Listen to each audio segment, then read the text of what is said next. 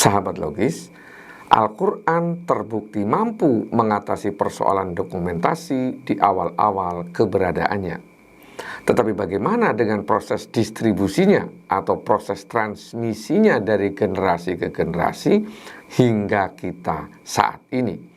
Mampukah ia terbebas dari kemungkinan terjadinya perubahan di perjalanannya? Bagaimana kita bisa tahu? Dengan cara apa kita bisa mengetahui bahwa Al-Quran masih orisinal atau sudah terjadi perubahan? Untuk bisa mengetahuinya, mari kita ikuti kajian berikut ini.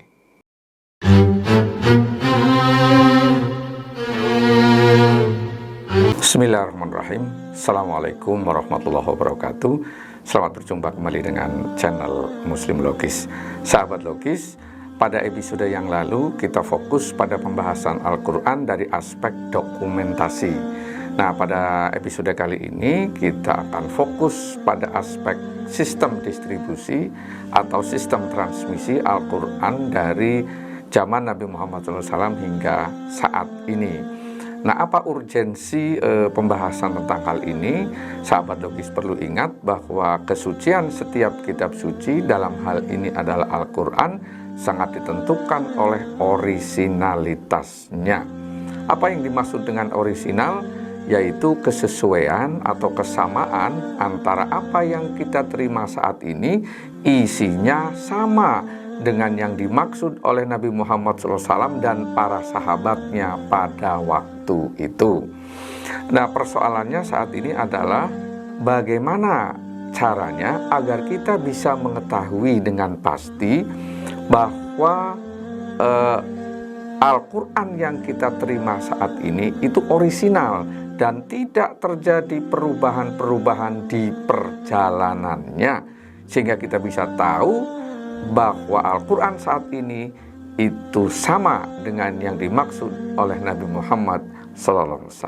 Untuk bisa memahami hal ini, maka pertama-tama kita harus mengetahui 3 hal penting. Yang pertama yaitu bentuk dari wahyu yang didistribusikan.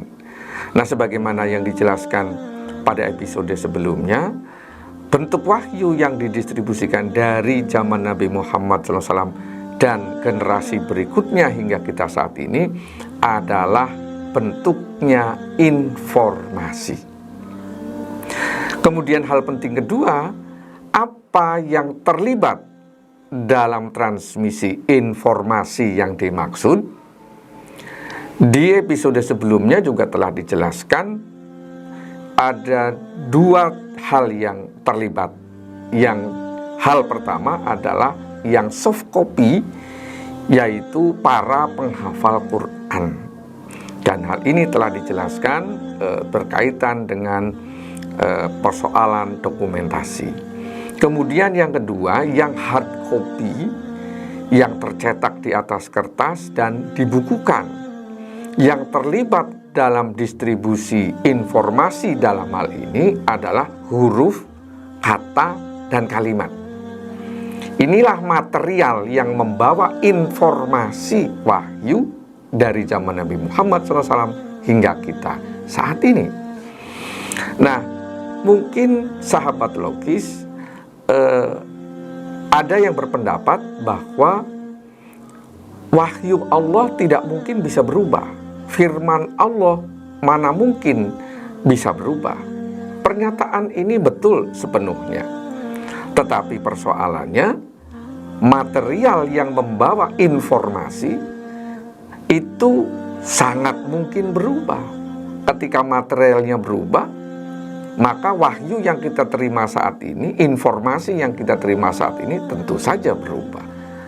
Kalau huruf berubah, tentu kata akan berubah. Kata berubah, kalimat akan berubah. Kalimat berubah, tentu berita atau konten yang dibawanya juga tentu akan berubah. Inilah masalahnya.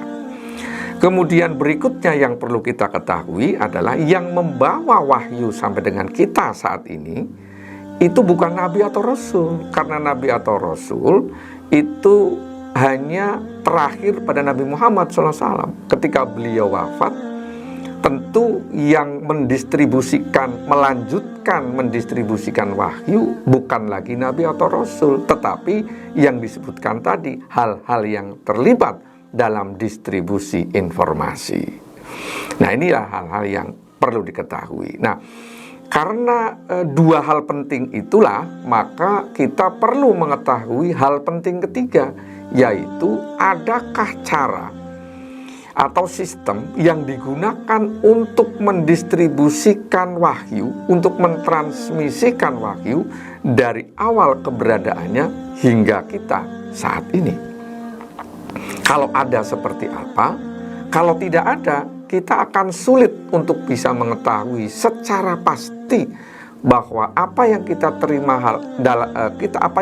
terima saat ini itu betul-betul orisinal secara nyata dan fakta. Nah, sahabat logis, untuk bisa mengetahui hal ini lebih jauh, tentu tidak mungkin tanpa melibatkan alat bantu. Nah, alat bantu apa yang bisa kita gunakan? Sahabat logis, berkaitan dengan cara pengiriman informasi atau sistem transmisi informasi, kita mengenal ada bidang yang khusus menangani hal ini, yaitu bidang telekomunikasi. Nah, kita bisa mengetahui lebih detail bagaimana tata caranya mengirim informasi dari pengirim hingga ke penerima melalui ilmu yang dikenal dengan teknik telekomunikasi. Dengan demikian, kita akan membedah sistem transmisi Al-Quran dengan ilmu bantu teknik telekomunikasi.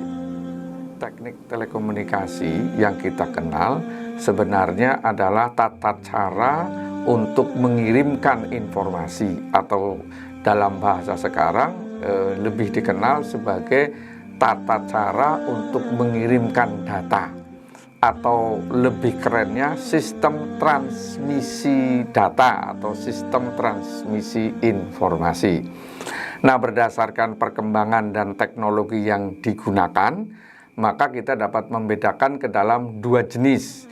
Yang pertama adalah sistem transmisi data analog, dan yang kedua yaitu sistem transmisi data digital. Yang kedua ini yang terbaru dan tercanggih. Nah, model atau cara yang digunakan untuk mengirimkan data itu sangat menentukan nasib data di penerima.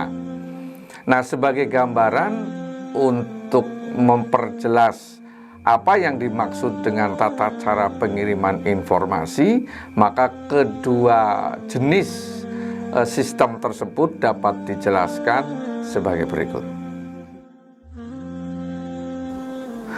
Jenis yang pertama adalah sistem transmisi data atau sistem transmisi informasi analog.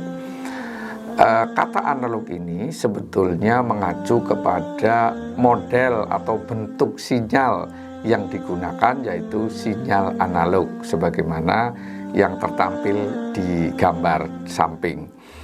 Nah, pada sistem analog, data atau informasi tidak diolah secara khusus, tetapi dikirimkan begitu saja melalui media udara ataupun bisa juga kabel. Nah, pada sistem analog ada yang dikirimkan secara langsung, tetapi ada juga yang dikirimkan melalui gelombang elektromagnetik. Yang dikirimkan secara langsung misalnya pada saat kita berbicara kepada orang lain atau sedang berdiskusi. Pada saat kita mengucapkan kata atau kalimat, maka kita sedang mengirimkan informasi atau mengirimkan data melalui udara dengan model analog. Nah, pada sistem yang menggunakan gelombang elektromagnetik seperti misalnya pemancar radio AM atau FM, juga pemancar TV analog dan penerima TV analog. Yang lain seperti HT, kemudian walkie-talkie, atau telepon model dulu itu menggunakan sistem analog juga. Dalam sistem analog, data memang tidak diolah atau diperlakukan secara khusus, sehingga di dalam perjalanannya tidak dijamin orisinalitasnya sampai dengan ke penerima. Nah, penerima itu tidak bisa mengetahui apakah data yang diterimanya ini masih orisinal atau sudah berubah. Karena pada sistem analog itu hanya bertugas memindahkan data dari pengirim ke penerima tanpa diolah secara khusus untuk menjaga orisinalitasnya di perjalanan. Tidak ada sistem yang menjaganya. Nah, ada beberapa kelemahan dalam sistem analog ini. Yang pertama, jarak tempuh sangat mempengaruhi. Misalnya pada saat kita sedang berbicara dengan lawan bicara, jarak 1 meter atau 2 meter mungkin masih jelas. Tetapi ketika sudah semakin jauh jaraknya, misalkan 5 atau 10 meter, tentu suara kita sudah sulit diterima secara utuh. Dan tentu saja informasi atau data yang ditangkap oleh penerima juga tidak lengkap. Demikian juga dengan pemancar FM atau AM, radio FM atau AM. Tentu semakin jauh jaraknya akan semakin tidak jelas suara atau informasi yang diterima oleh radio penerima. Demikian juga dengan televisi ataupun HT dan walkie-talkie memiliki hal yang sama. Nah, selain jarak, cuaca juga sangat mempengaruhi. Pada saat kita mendengarkan acara di radio AM atau FM atau televisi analog, pada saat ada petir, kemudian cuaca buruk, itu semua juga sangat mempengaruhi orisinalitas informasi yang sampai ke penerima. Kemudian yang kedua, karena data dalam sistem analog ini tidak diolah secara khusus, maka informasi yang sampai ke penerima tidak bisa dijamin orisinalnya, dan tidak ada model ataupun tidak ada sistem yang menjaga data atau informasi di perjalanan. Dan yang ketiga, penerima itu bersifat pasif karena dia tidak bisa mengetahui apakah data atau informasi yang diterimanya itu orisinal atau tidak.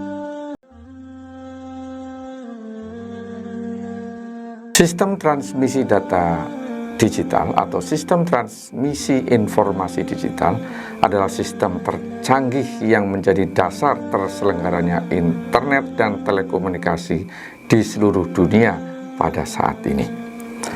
Nah, sahabat logis, sistem ini mampu memperlakukan informasi atau data sedemikian rupa sehingga bisa terjaga di perjalanannya dari kemungkinan distorsi atau perubahan-perubahan oleh berbagai sebab dan sampai kepada penerima asli atau orisinal. Kemudian penerima dalam sistem ini bersifat aktif karena dia memiliki kemampuan untuk bisa mengetahui apakah data yang diterimanya itu masih orisinal atau sudah terjadi perubahan. Nah, untuk mendapat gambaran singkat tentang sistem ini, kita bagi menjadi dua berdasarkan ilmu IT, yaitu proses di pengirim. Proses di pengirim, alat yang namanya modem yang terlibat dalam hal ini, itu menggabungkan 3 hal sekaligus, yaitu 1 data atau informasi, yang kedua adalah signal pembawa atau signal digital, kemudian yang ketiga adalah kode. Ketiga hal ini kemudian digabungkan menjadi 1 paket yang dikirimkan ke penerima. Lalu bagaimana proses yang terjadi di penerima? Sebagaimana bagan yang kami tampilkan, paket yang dikirimkan oleh pengirim diterima oleh modem di penerima, kemudian diurai, dipisahkan. Signal digital, signal pembawa dipisahkan, kemudian kode yang diterima dicek apakah kodenya masih utuh. Kalau kodenya masih utuh, maka data dianggap valid dan orisinal. Tetapi apabila kode yang diterima itu sudah terjadi adanya perubahan, maka data yang diterima dianggap tidak valid atau tidak orisinal dan sistem pengiriman dianggap telah terjadi adanya masalah. Sahabat logis, sistem ini memiliki kelebihan-kelebihan yang tidak dimiliki oleh sistem transmisi analog. Di antaranya adalah bahwa sistem transmisi informasi digital itu mampu menjaga data dengan menanamkan kode-kode khusus di dalam datanya atau di dalam informasinya, sehingga bisa menjaga di perjalanan dari kemungkinan terjadinya perubahan. Dan di penerima itu dapat diketahui berdasarkan kode tersebut apakah masih orisinal atau tidak. Nah, sahabat logis, bagaimana hubungannya dengan sistem transmisi Al-Quran? Untuk bisa mengetahui lebih jauh, mari kita ikuti di episode selanjutnya. Assalamualaikum warahmatullahi wabarakatuh.